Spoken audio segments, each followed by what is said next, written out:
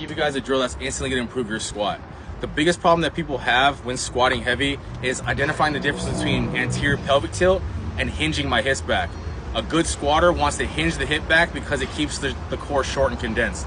This drill will isolate that movement, so it'll show you if you are having a problem with that anterior pelvic tilt or if you're hinging properly.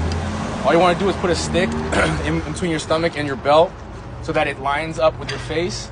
So then I'll show you the two differences between anterior pelvic tilt and then hinging your hips, and you can see how much this stick makes a difference, right? So if I'm squatting like, I would call it a fit expo girl when they stick their butts out and they rotate their hips back. So this is what it's gonna look like. When I rotate my hips back, you can see how this bar drops down and you can see how my core gets longer.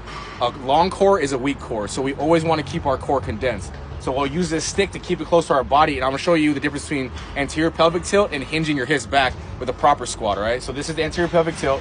If I have a barbell on my back and then I rotate out and then I squat, I feel the compression in my lower back and I feel a tension in my hips.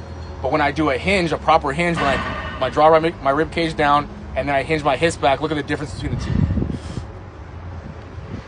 So the hinge is without any rotation. There's no giving of the core and there's no rotation of the hips. It's actually just releasing it.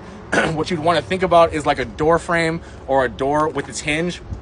The hinge is the only thing that moves, and that's how you want to think about your hips. The second that we go into the rotation, then now that we're compromising our form with our core becoming longer, our hips rotating back, and then exposing our lower back and our hips. So try this drill, see if it helps. I almost guarantee that it's going to improve your squat immediately.